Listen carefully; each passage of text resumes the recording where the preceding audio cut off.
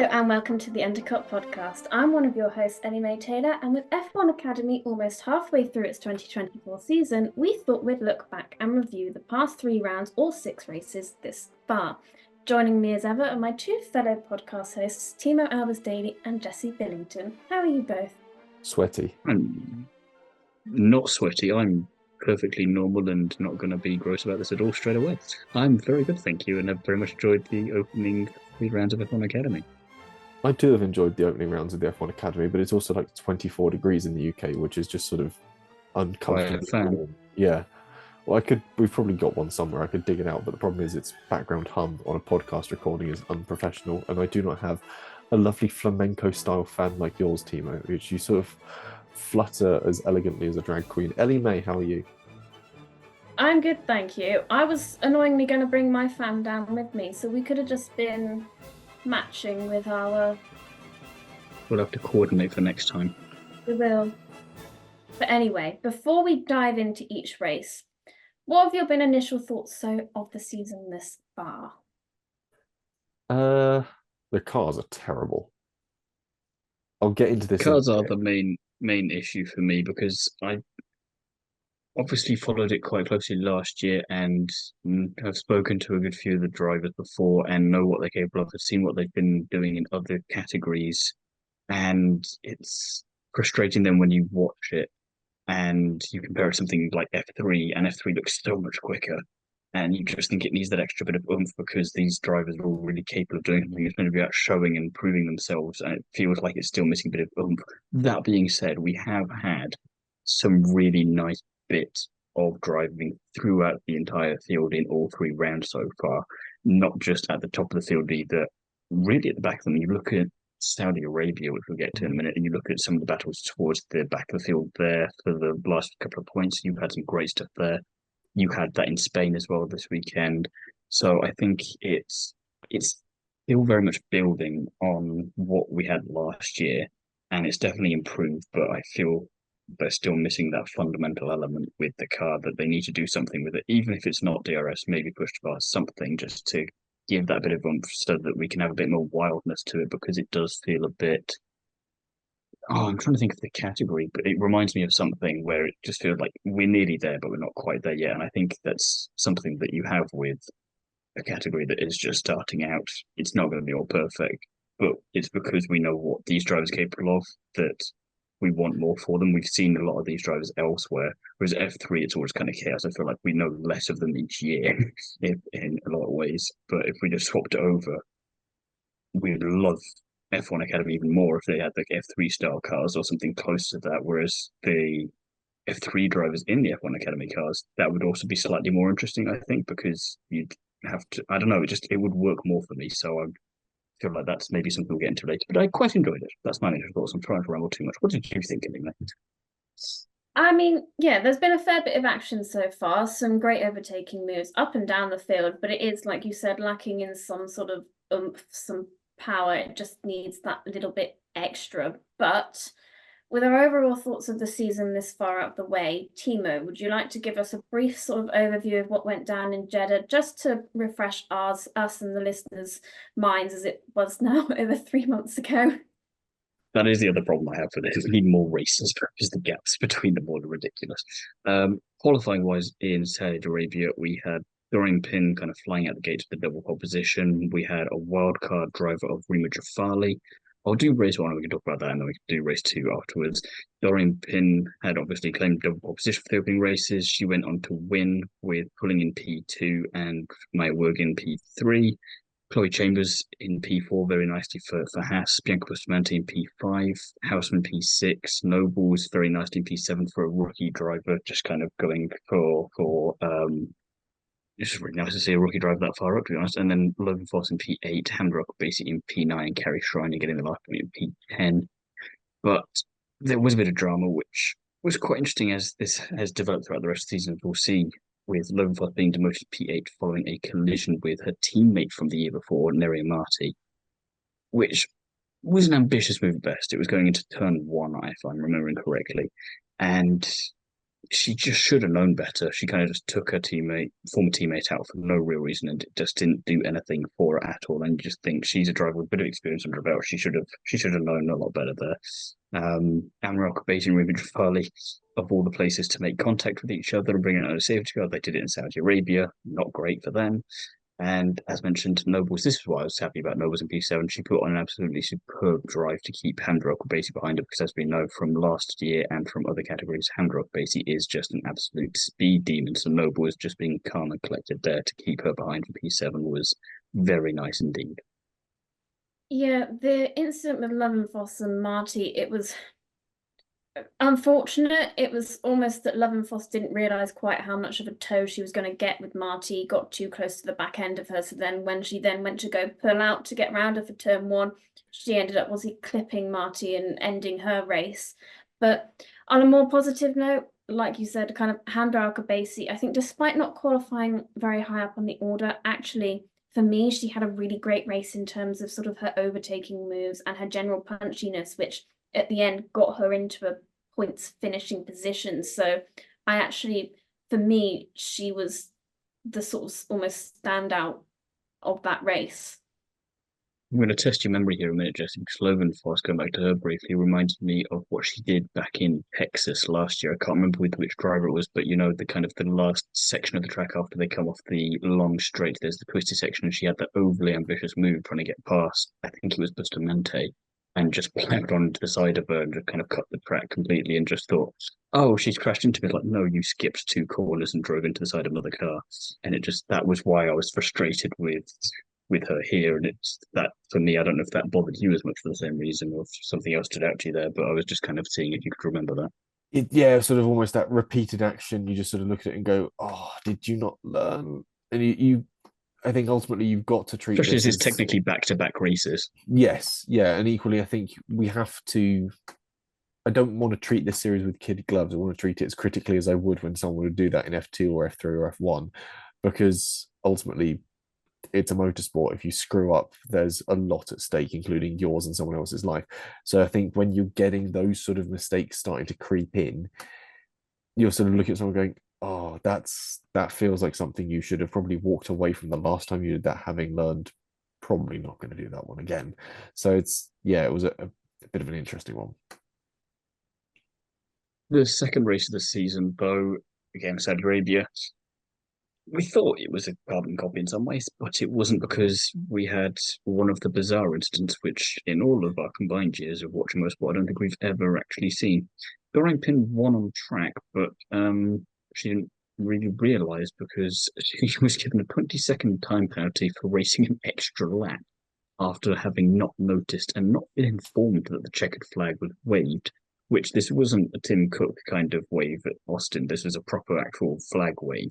Yeah, definitely contender for oddest moment of the year and quite amusing in the post race kind of interviews where they're kind of all in the green room or whatever you want to call it, cool down room. And she goes, "Oh, I didn't see the flag come out." I'm putting a screen and woman with flag. How do you not see that?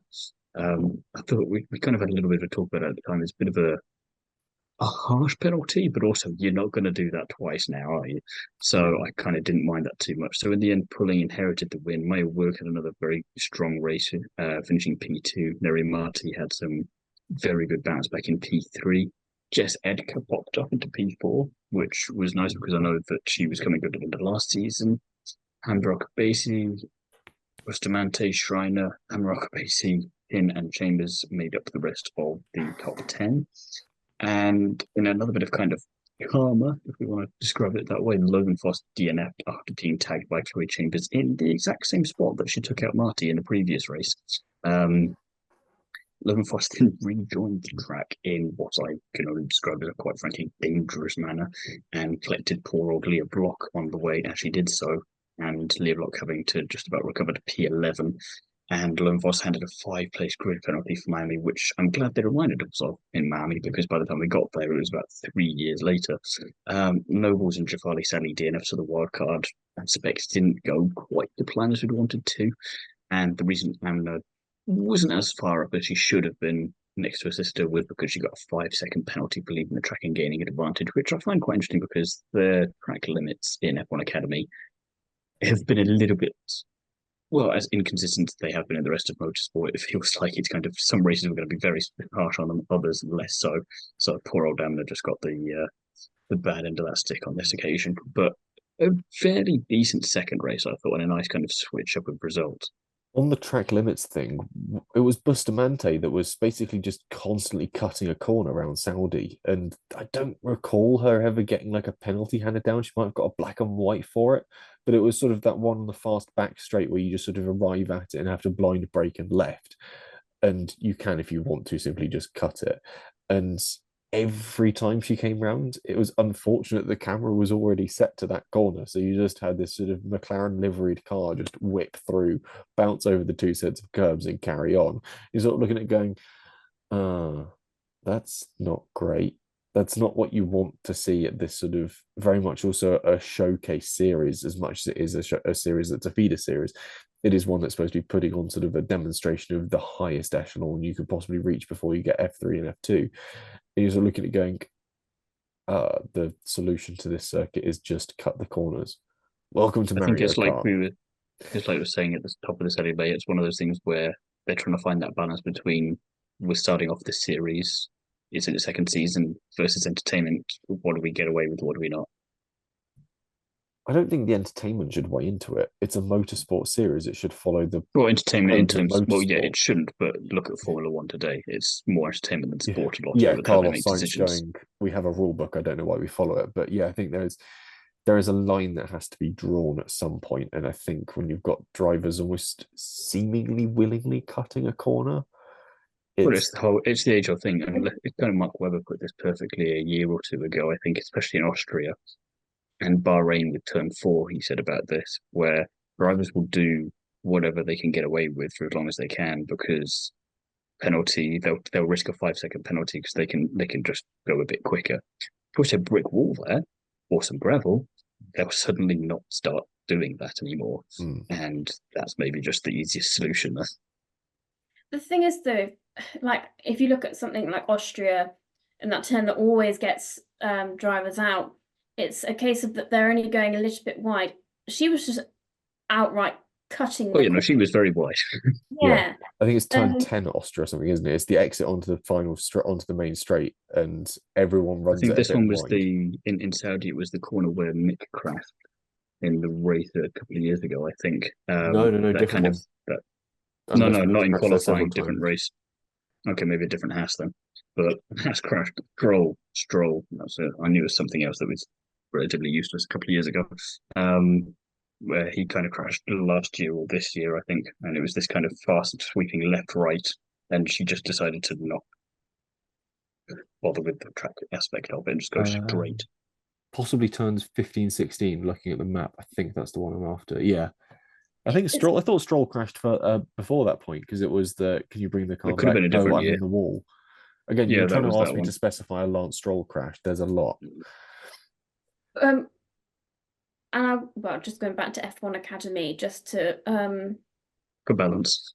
yeah, just to extend a bit further on Lovenfoss as well. I mean, she was sideways in the middle of the track, and before everyone had got past her, she began to move to get herself Mm. going again, and which then proceeded to go right in front of Block, who then essentially just had to T-bone her, which where she had nowhere to go. And it's like you shouldn't.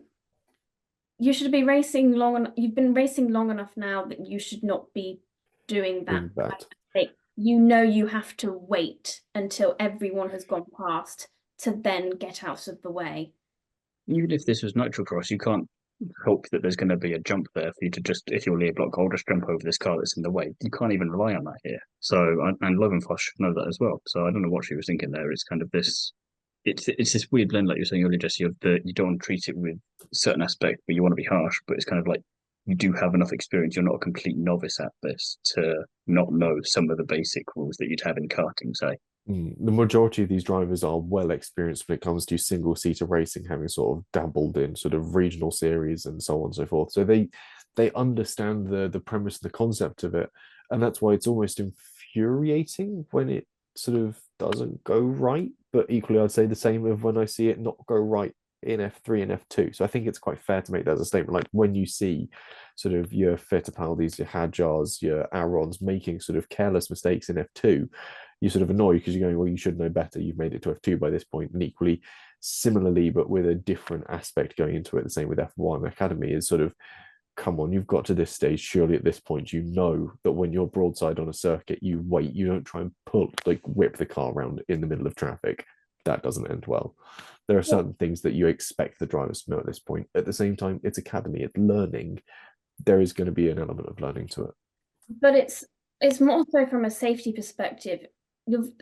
It's a situation where you're very lucky that that was a slow corner that Block was coming to, because if she had T-boned her in a different series that carried a bit more speed, or a different corner where they carried a bit more speed, that could have been exceptionally dangerous and ended quite badly.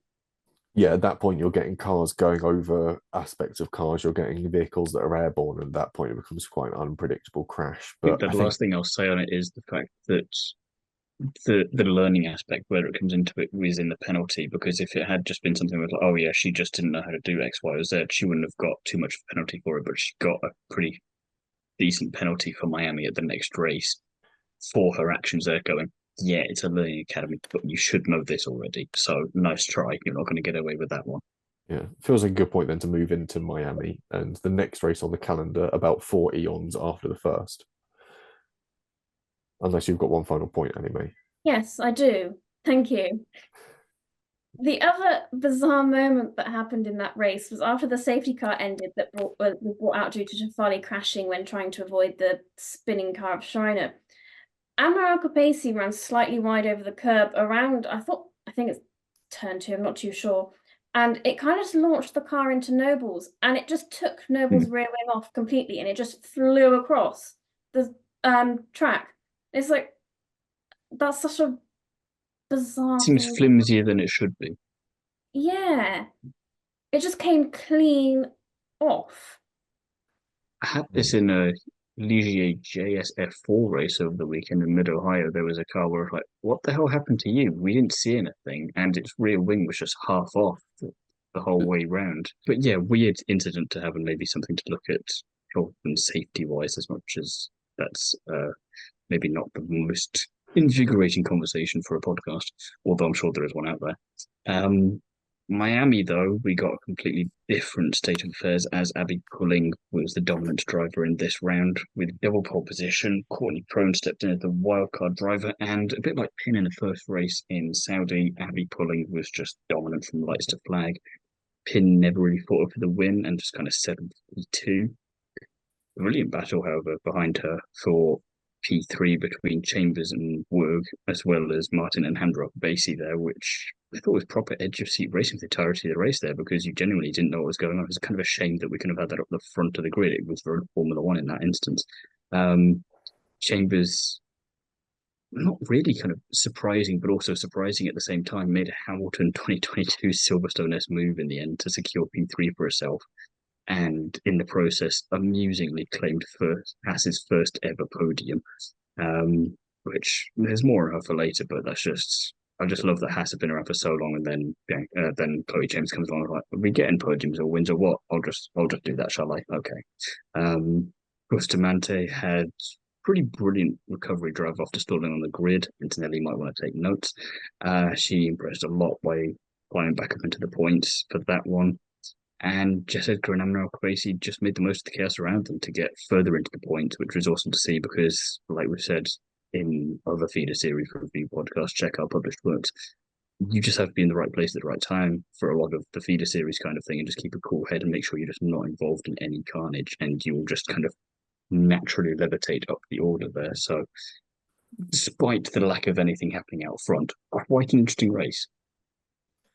For Yeah, me, Bustamante was sloppy here. I mean, she stalled on the grid and was subsequently last. She made up 3 places via failing to make a corner. I know she was subsequently penalised and given a 5-second penalty for going off the track and gaining a lasting advantage, but I may have let her off if it wasn't for the fact she kept missing the corners in Saudi as well, like we've just said. It's just, come on. Also, wasn't one of the places she made up simply Tina House being wiped out turn one, lap one in Miami? Or am I remembering a different race? So Yeah, no, I mean, it's kind of being in the right place at the right time, but again, it's kind of you still got to close up to the rest of the field a bit, and at least you're not just trailing behind by about a minute and a half. I feel right place, right time works if a driver ahead of you goes off a little bit and you're able to make an advantage move through a corner. A driver wiping out isn't really right place, right time. That just sort of affects I'm everyone looking pretty at it with a equally. long lens. That's a very long lens. You're looking, that's like a 600 mil you're going through there. But yeah, I think maybe a pinch of salt. On a more positive note, Chambers, I mean, first of all, her double overtake on Marty and Verb for fourth, taking advantage, of those two fighting and then sort of getting the double slipstream as a result. Um, Great move. And then she had the three-way battle again on the penultimate lap to take third from Hamda Al-Khabaisi. There was some really great racing from her, and I'd even extend that to Verg and Marty for their great clean fighting as well. Yeah, I think Yeah, it's kind of Chambers. they all deserved that. It was just who would be there in the end, and it just kind of worked out. So you've got to time it perfectly, and it's kind of whilst you two are busy fighting each other, I'll just squeak on past here a little bit, like we've seen from other drivers in the past, not just Hamilton and Silverstone. I mean, it's interesting you mentioned Hamilton at Silverstone because, of course, Chambers has met Hamilton before, and it was on a segment for the David Letterman show where she was pretty much the star of the segment. I think it was Hamilton just appearing on Letterman just as sort of like a talking piece, and they went off and did some sort of karting or sort of karting demonstrations, which involved Chloe Chambers, weirdly enough, and she apparently stole the segment. I need to actually look it up and give it a watch, but from what I've heard, it was sort of like the dawning of this sort of little bit of a protege, and I think certainly the performance we see in the round we're going to get to, she she's really quite something actually, and has long been slept on. I think we made a mistake with that. I'll agree on that. I think of who she was reminding of from either last season or from the W Series, but I'm going to come back to that later point, I think, because there's one of those other drivers where you're like, where's she come from? And you're like, she's been there the whole time doing pretty well, but you've just all been ignoring her for no apparent reason. Second race, however, Abby Pulling just made it 2 for 2, stretched legs with the championship lead in the process. Didn't look in too much trouble there either. She just kind of went off and did her thing. As mentioned, Bustamante got P2. She kept pin at bay, which was quite nice to see because, again, if you get into second place, it's kind of, oh, which driver are you up against? And Dorian Pin, who you've got quite a bit of expectation from a driver there, and just you tried, couldn't do it though. Had a set off P3, which was quite refreshing to see this challenging. We didn't just need someone to take that to Abby Pulling now in the same way that we needed someone to take that to Jimmy Chadwick in W Series, and we never quite got. So hopefully this happens this time. Chambers another really strong outing, P4, easily one of the best drivers of the weekend. Work the Alcobacy sisters and Marty all battling each other for P5 to around P8, which I've just written proper popcorn entertainment, which is all you really want for the feeder series. At the end of the day, you kind of have your allegiances a little bit, but you don't mind too much as long as you get some great entertainment, and that's what this series really needs. As we said at the start of this, the cars are not quite there yet, so when we have something like this, it's really important, and it helps propel that all forward. And Shriner on Block rounding at the top 10 with Block claiming her first point of the year on home soil, just an extra bit of niceness on top of that. So Block was one of these drivers, Ellie-May, that we were intrigued about at the start of the season with virtually no single seater experience coming into this, very much a famously rally background. So for her to 3 races in with the giant gaps that we have between rounds to get a point, quite nice. Yeah, she sort of had a bit of bad luck this season. And well, speaking of Lola, this was a poor race again from her. 2 10-second penalties. She's quickly becoming Ocon of. I was about to say, if Chambers is looking to Hamilton, she's looking at Ocon, and the results are stacking up as expected there. I mean, the first was because she locked up going into the first corner, I think, tagged Tina Halson, giving her a puncture. She then was out of the race. So the second, she made a late dive on Nobles in the last corner, hitting her, causing her to spin, and both drivers ended up falling back to the last 2 place positions. The first penalty, maybe a little unlucky, but the second, she was never gonna make that overtake work. No, no. I think it was exactly the same thing for Saudi. It was ambitious to try and do it as late as she did, and then just kind of yeah, just because you change venue doesn't mean that that same move is going to work. You can't just go, oh, I'm going to be Daniel Ricciardo and last of the late breakers. You've actually got to make the corner, get past cleanly, and get past so you can keep going for the rest of the race, not just I'm going to drive into you. Was that was the race as well, where they then panned to Charlotte Tilbury herself. Yes, Her face, she was not amused. I mean, I the thought so. camera's on your car, it could I think spin around. whoever I just want to say whoever cut the shell at that moment gets an extra little $10 in their paycheck on the way. But very nicely done there. Good for you. Barcelona though, third and final round of the year so far because it took us about 10 years to get to Barcelona in the end there. Because again, we just need more races. I don't know why we can't have a few more of them. Abby Pulling again claiming pole position for both races. She's really settling into herself here. I feel like the potential that was promised to us with her in W Series is definitely coming to fruition now. After a bit of a weird season last year, she's definitely making up for it so far this year. And the wild card drive for Spain, though, which was a bit curious. I'm not sure why that was. It's not like there aren't any Spanish women racing. Um, Thorin Pin dropped down the order immediately as she had a terrible start off the line, which was interesting from kind of just a neutral's perspective with what we know about her and what we expect. But again, However, I will say she's recovering from a cycling incident. How many racing drivers at the moment are recovering from cycling incidents? again, a good So, advert to just yeah, not not cycle. cycle. And But yeah, broken I'm ribs at the moment, not great. no, and I'm just wondering if Antonelli's wishing he had a similar excuse. Marty, meanwhile, had an excellent start to the race, getting past Chambers and challenging, pulling for the lead into turn one. Maybe George Russell was watching her. Uh, Work unfortunately collided with Damien Alcobacy into turn five on the first lap and took them both out, bringing out a pretty lengthy safety car. Well, she only Pulling, collided with Amna because she'd collided with someone else, which broke one of her track rods. So she sort of completely lost steering. So basically, the car just went, "We're going right," and she was Um, like, it was which so Lovenfoss it that she was collided with. unsurprisingly, yeah, a collision with So it Lowenfoss. wasn't Lovenfoss's Foss's fault. fault this time, admittedly. Yeah, this was Vogue just fighting through the grid, really. Hadn't had a great qualifying. So arguably she should have done better to have gotten herself out of position. I think she had a grid she penalty did get a coming for this. penalty for that Yeah. though for the second race.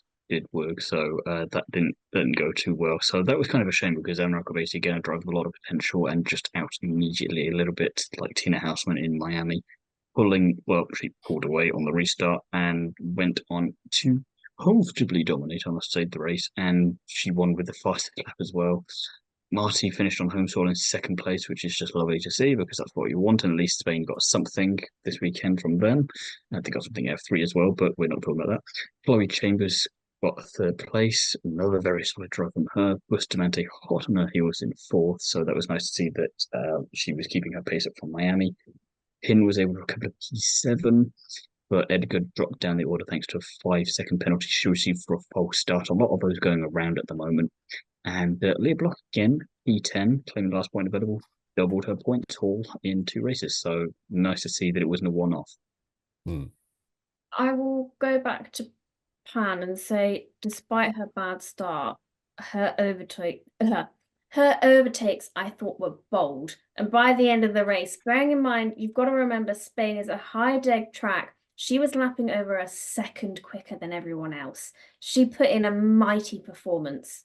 I think This is why it's that weird conversation that we were saying at the start about the cars need something, but then is it the drivers? Because you've got Yeah. Pan doing something like this where you're like, well, it's doable, but then it's why isn't everyone doable. I doing think it?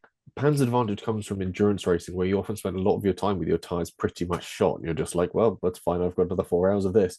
So that's sort of a bit of her advantage going into this. And also at the same time, partly just the cars are a bit useless. Spain was the first race weekend I've seen in a long time where you could get a tow and actually be slower down the main straight of a circuit. We had this in Which W Series when they went there. It was like, come on, come on, come on, come on, come you're on, come in on. the And no, slipstream. How are you going slower? What is up? Why are you such a bad car? And maybe Toto Wolff should share some technical advice with Susie just to try and sort of make the car better, just a little bit, something, anything. sticking in historic Formula Fords, it would be closer and better, fairer racing, car wise at least. But yeah, a little bit infuriating in that regard that we are sort of being deprived better racing and the drivers are being deprived of better opportunity because they're just useless cars. Yeah, almost. Yeah, in some ways, like you said at the kind of start of this conversation, Thiemo, it's a bit of a chicken and egg situation because yeah, you see what Pan did and how well she could cope. It's kind of like, well, is it half a dozen of Six of one one, and half dozen the other. Yeah, yeah. it's a mixed thing. Although as a big Dorian Pan fan, I have to say, first race despite the bad start, really good from her. So no notes from me there. Second race, however, it wasn't Abby Pulling who won, which was a nice change just from a neutral perspective. As much as we enjoyed seeing kind of her dominance and Jamie Chadwick's dominance, it's nice when you actually get a bit of competition. Chloe Chambers, not too surprisingly, she snatched the lead away from her just immediately and then decided, I'm going to do this properly. And she went on to win by a whopping 7 seconds, making history as the first driver to win for Haas, which is just very Haas. I mean, pulling, she was kind of lucky to get second in the end after serious pressure from behind her from Neri Marti and Andrew Alcobacy, and kind of this weird going back to Pan there conversation of it's possible to race, but then when you're out of your first place dominant position, what can you do? And tires maybe just went a little bit for Abby. She had some draining by the look of it, but again, you've got that's all part of the game. You're meant to be doing this on less than you would be if you were up in F1 or F2 or something like this. So Marty and Hamda just played a better game, and she was lucky to get the second place there. So that was quite interesting. Hamda, as mentioned, finished third there in the end. Marty fourth, Pin in fifth.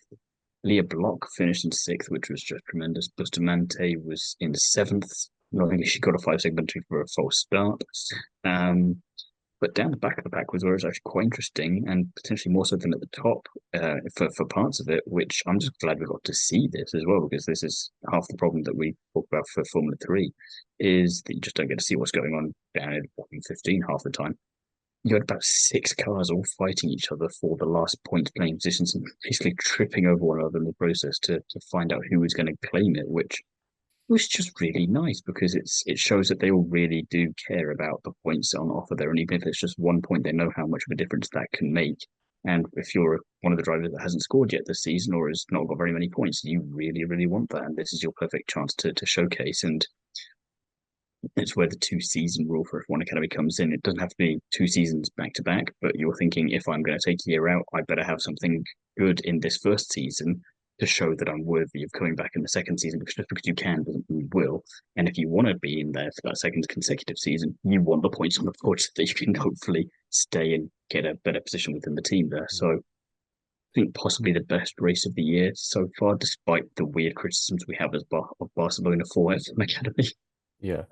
I think certainly with the scrapping down at the back end of the field is shown by the fact that pretty much all the regular drivers in the field have points. The lowest scoring at the moment is 6 points for Aurélien Nobels.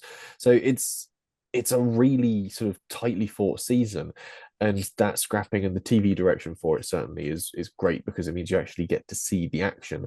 I think Abby's problems started when she tried to chase down Chambers, but in the dirty air behind it, those cars immediately just lose all downforce and it just starts to obliterate the tires. There's nothing pushing them into the tarmac, so it starts to slide, it starts to scrub. And if you look at some of the static camera angles from the circuit, you can see that the cars are slithering around a lot, even through the faster turns.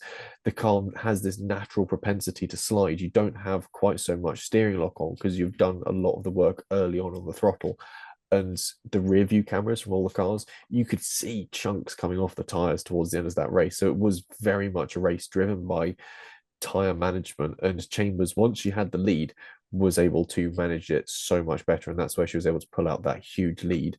Equally, great first win for Haas. Also, it's a home win for Campos as well. So it's sort of a double sort of triple whammy really, a first win for Chambers, first win for Haas, and a home win for Campos, their sort of second home win that weekend in a feeder series. So yeah, really great time for them. Yeah, I've kind of just got the same notes as you guys. Chambers fantastic in this race. Pulling was really struggling with her tyres. So Chambers, was just creating a bigger and bigger gap between the two. And as well with that sort of fight down at the bottom of the grid near the end of the race, I agree. And I sort of picked out Maya Vogue as sort of one that stood out for me there because, despite her being at the back of the pack, she got punchy near the end and I think she ended up making sort of 2 overtakes that I thought, that's not bad. Considering If you're you got back near, up to P13 in the end out of okay, P13 because you've had a retirement or at least one retirement, but still it's no retirement. And I did manage to recover by the look of it. Yeah, no, sorry, I'm getting all of that wrong. We can cut all of that out. Ignore me. yeah, what was I gonna say? Just sort of the punchiness in general and the sort of willingness to race is really good. And it does actually make for a very entertaining series, which is sort of almost at odds with the sort of cars supplied. But now we've got obviously Pulling at the top running away with things, but Pan and Chambers are tied on points in second and third. I think Pan wins on countback because she's got a P2. But other than that, they are neck and neck on 81 points, according to my notes. And then there's a bit of a gap back to Marty on 63. Bustamante, Hamda Alkabasi, and Vogue are all pretty close on sort of in the 50s, 57, 55, and 51 points. So it's a really exciting and tight series. And the fact that certainly for the likes of Leah Block, you could just sort of rocket up the order quite comfortably with a decent finish, going from 14th to 11th overall in the standings in the span of one weekend. So it's all still very much to play for. And I think that's a good moment to go into now our sort of winners of the overall sort of season this far. So I'll open it up with Thiemo. Who's your winner? I think Chloe Chambers, because if it wasn't for that 10th place in the second race in Jeddah, she would be a lot further up, which when you think about it, she's only in P3 on joint points with Dorian is quite saying something. And I'd be intrigued to see if she'd got a third or a second place, maybe in Jeddah, or even just a top 5. It's still a big gap to Abby Pulling out front, but Abby Pulling only has to have one slightly off weekend, and that could really close up and keep things interesting there. So I think it's also this weird thing with Ellie Pulling where she's a driver that realistically shouldn't be here. She should be in Frecker already or an F3 doing that category in the same way that Jamie Chadwick just had to go through the motions, unfortunately, because there was nothing else available to her for nonsense reasons. So if we kind of take Ellie Pulling out of it, she's fighting Dorian Pan for the lead of the championship, which I think is really great for her, and it's good for.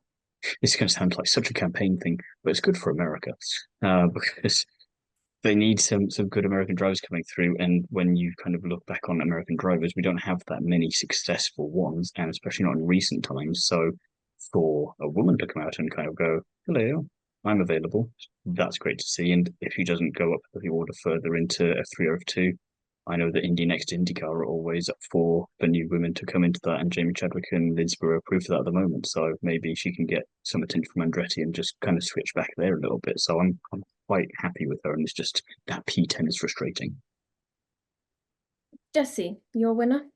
My winner, I've got written down as the fairly obvious Abby Pulling, to be fair. I mean, in every other series, we bemoan it when you've got a driver that runs away with dominance. But obviously, you look at the likes of Hamilton and Verstappen doing that in F1, it's because they've had a car that's also enabled that. When you're able to run away with dominance in a spec series, it's a bit different. It really smacks of a driver that's able to maximize a car's capability and maximize a weekend. And for me, that's what Abby Pulling has sort of proven that she's able to do here is go, I've got the same tools as the rest of you, but look what I can do. And when you're fighting to try and get the next level of your sort of motorsports career unlocked, when you're looking for those F3 seats, those Frecker seats, hell, I think you could probably lob Abby Pulling at an F2C and she might do better than Antonelli at this point. And we've got to take into account as well her Yeah. British Formula 4. Yeah, GB4 at the moment as well. So she's sort of double hatting, but not overstretching herself. She's putting together an absolute worldie of a season. I just think there is a lot to be really admired, and the fact that she's a conscientious racist. She's a really good personality on and off the track. I think that's really embodied. If you look at the podium from Czech's notes, the second race in Barcelona, where she and Chambers pause for a second so Hamda can get out of the way for the champagne spray, because of course Islamic, she can't really sort of deal with alcohol. So the general persona and personality and respect that Abby Pulling has is absolutely world class at the moment. And I think that it's a talent that I really hope we see move up the ranks soon. So when Yeah, it comes to your winner, I mean, I was just going to add on that Abby Pulling, well, she's either come first or second, and that's, you know, There's impressive. only one. She's got the fastest lap in most races and pole in most races, so she's kind of just it's a smattering. Dorian Pin's got pole twice in the fastest lap. Chloe James has the fastest lap, and Bianca Bustamante's got the fastest lap. Everyone else has nothing on pole or fastest laps. It's all just Abby Bullocks. yeah, And she's got her, where did she won, didn't she, with Formula 4, but I don't know where. yeah, she did win an F4 race earlier this It's a season. sprint race in either Silverstone or Alton Park, I think. Checks notes Probably somewhere 2024. completely different now. It was.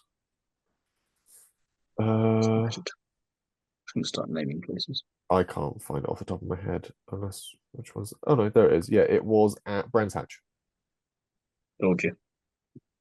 Um, well, I'll move into my winner then, and I've gone for Hamda Al-Khabaisi. I think despite the fact she didn't qualify too high up at the start of the season in Jeddah, her racecraft has been fantastic to see. She's clean, but she's fair in battles. Her overtakes are very good, and she just seems to sort of be building upon that every single race. He's also only one of 5 drivers to have scored in every single race this year,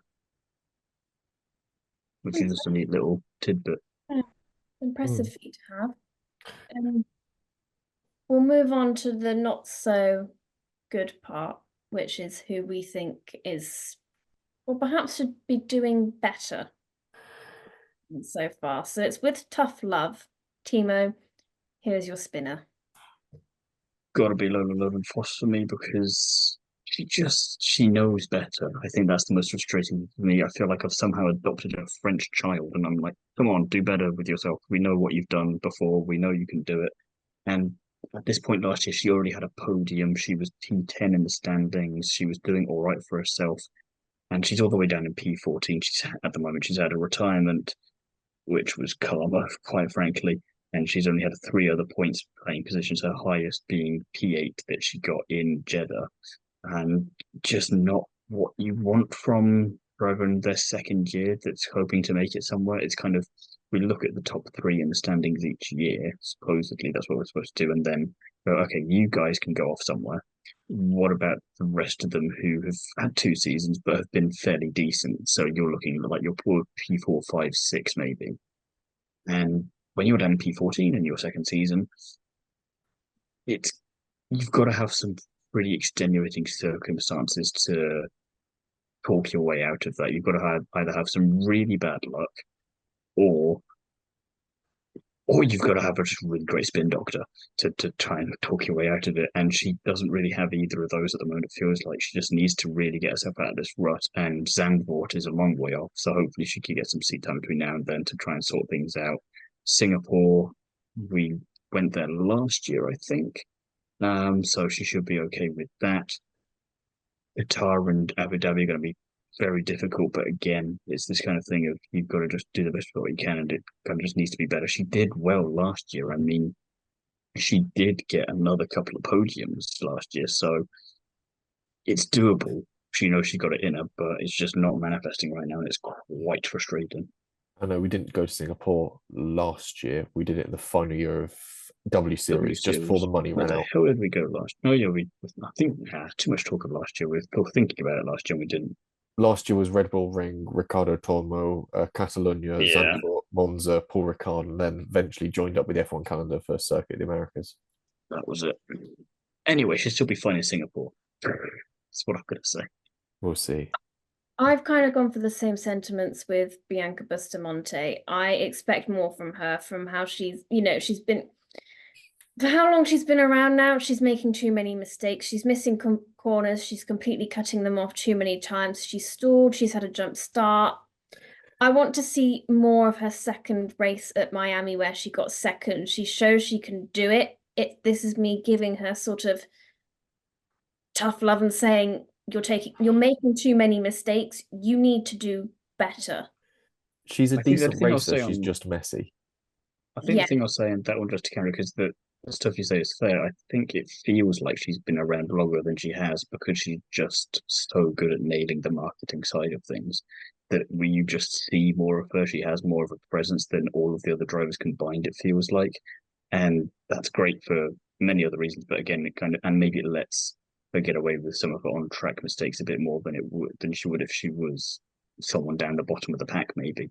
But I don't think it doesn't feel like she's been around all that long for me in some ways, but I don't know, maybe time's passing at different rates for us. But I think it's just this whole you see more of her, so it feels like you have a longer relationship with her than you do with someone where you don't see them for 6 months and then they pop back up again.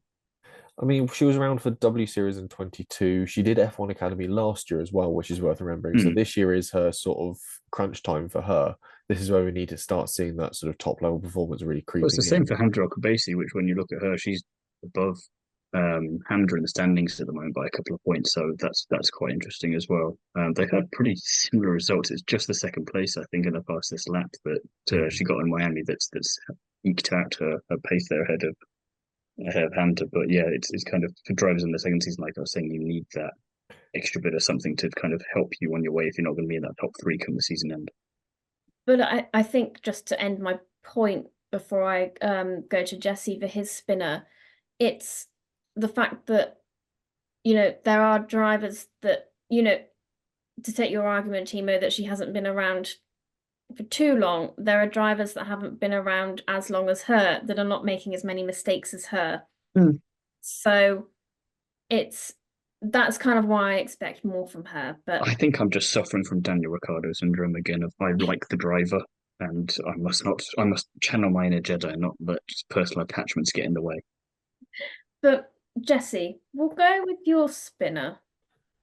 Tina Houseman, I think again, this falls under the category of just expecting a bit more, and especially when you've got the driver backing of Aston Martin, you've got the direct coaching of Jess Hawkins. There's sort of been this big fanfare behind the support that Aston Martin and development that the team have been putting into her. But it just hasn't for me translated into anything particularly dynamic on track. And I think it's been a bit hampered by that performance in Miami, which was a bit at best of times. It wasn't sort of strong, and Miami I wasn't think really her ultimately fault, but it wasn't really So her fault, but two ultimately DNFs by being driven into. you put yourself in those situations. You sort of make your own luck, as much as you like to say, and equally you've got to be in those in when when the luck is good, you've got to put yourself in those scenarios, and when the luck is bad, chances are you put yourself in them too. That sort of is a double-sided coin or a sword of two edges. So it's yeah, I think I'd argue she's a driver I want to see more from, more so than a spinner, I think would be a fair way of putting it. yeah, because I would have said she had more bad luck than anything because she had mechanical problems in the second race in Jeddah. Her and Nobles made contact, which put her in the wall, and I wouldn't say that was entirely her fault for the first race in Miami. And then the second race in Miami, Lovenfoss tagged her immediately and gave her a puncture, causing another DNF, and that definitely wasn't her fault. Yeah, so very much a driver I want to see more of, which is my case. And that's the fact is we've seen two-thirds less of her than we have everyone else on the grid, with the exception of the wild cards. So yeah, I'm waiting to see something good from her. So she's not really a spinner for me, but she's a driver I want to see more from, which I think is different to drivers worth a mention, certainly. Yeah, because I think Neri Marty's another one of these drivers, a bit like Chloe Chambers, where if it wasn't for that one result that didn't quite pan out, she would be really right up there. And there's still plenty of time for her to be up there. And again, that P14 DNF in Jeddah is not in any way her fault. She's just driving along, minding her own business, and Lola Lovenfoss just decides no.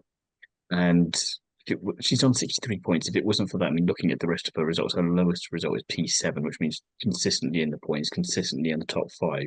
You put a fourth or a third or a fifth even in there, and she's well up there battling Dorian Pinn and Chloe Chambers. And yeah, I think she's got a lot of potential. Again, it's one of those drivers where if Abby Pulling has an off weekend, which is very doable, you never know, especially at somewhere like Singapore or Qatar where the conditions or the track that might catch you out.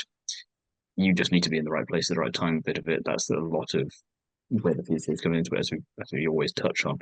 I think she could be well up there, and who knows, maybe she can try and pinch P2 by the end of the season if I haven't cursed her, which I really hope I don't, because I think she could go quite far. And it's one of these drivers where I'm not sure where she ends up in the future, because you look at it's got to be these perfect candidates. You've got to have a Jamie Chadwick and Marta Garcia and Abby Pulling to even get to F3 or F2, never mind F1.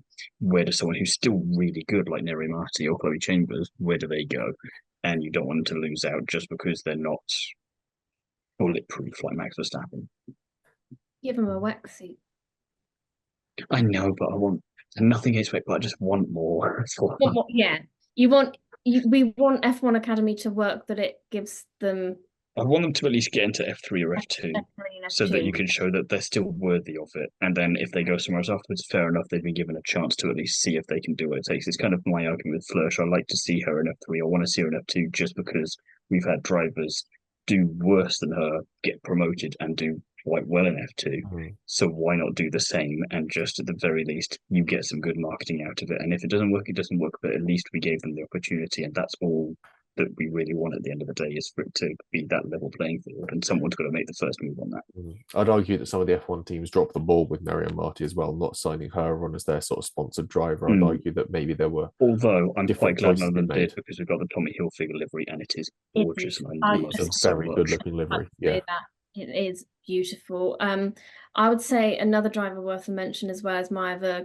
She struggled somewhat in Barcelona, but the other 2 weekends she's been up there and she's always had to fight for her positions, whether she's attacking or defending. And it's never been easy for her, and I think she's coped with it very well.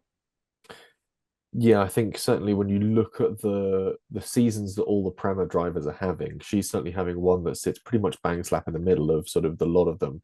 It's not F3 levels of Prema supremacy, but it's equally not F2 levels of Prema woe. She's somehow sort of struck the right balance of sort of having a good one, but equally the times when it gets rough have proven that she's able to really sort of muscle her way through and sort of show off a bit of that racing ability. You don't want to just be leading everything from the front because it's not exactly a great showcase of what you can do as a driver. It says you've got great one lap pace, but little besides. So for Verg, it's a great position to be in. But yeah, I think I'm waiting to see more. But what I've seen so far, I do like. I agree. And we'll go now into the championship standings. Jesse's pretty much run over the top 5 for the drivers, so I'll move on to the constructors. In first, we've currently got Rodin with 176 points. In second, Campos with 153 points. Just behind them is Prema on 146. We've then got MP Motorsport in fourth with 76 points, and then ART with 73. And that's all we've got time for this edition of the Undercut podcast. Be sure to have liked, subscribed, and have notifications turned on so you don't miss any F1 or feeder series content. In the meantime, Thiemo, where can the people find you? You can find me over on Is It Fast, where I've got my Rally Jamil series out, which I kind of want to see Leah Block do, because you don't have to have any experience to do the Rally Jamil, but you can also have a lot of experience if you want to touch things up a bit. So I'd quite like her to convince all of the other drivers to go with her and go and do a rally in the deserts next year. So let's make that happen. But yeah, I've got an explainer article about what that's all about for you to read, and there's also a lot of interviews coming out over the next few weeks, including the one that's already out with Karina Monte there, so do go and check that out. She does some very cool stuff when she's not racing. Jesse? As usual, you can find me writing for Classic Car Weekly. I think by the time you read this, the latest issue will be out. It's got Ellie-May and I going rallying in it. We've got a Frog Race Sprite and a TR4 in a variety of different angles of slip, slide, and action across the weekend. And if not, you can follow me on social media at Jesse on Cars on Twitter, TikTok, and Instagram. And hopefully I'll try and find some more content to put on Instagram, because I appreciate I'm in a weird slump at the moment between events. But Festival of Speed's coming up, so that will be up soon as well. Ellie-May, in the meantime, where can people find you? I never know where the people can find me, so I'll just surprise you and say thank you for listening, and we'll be back soon.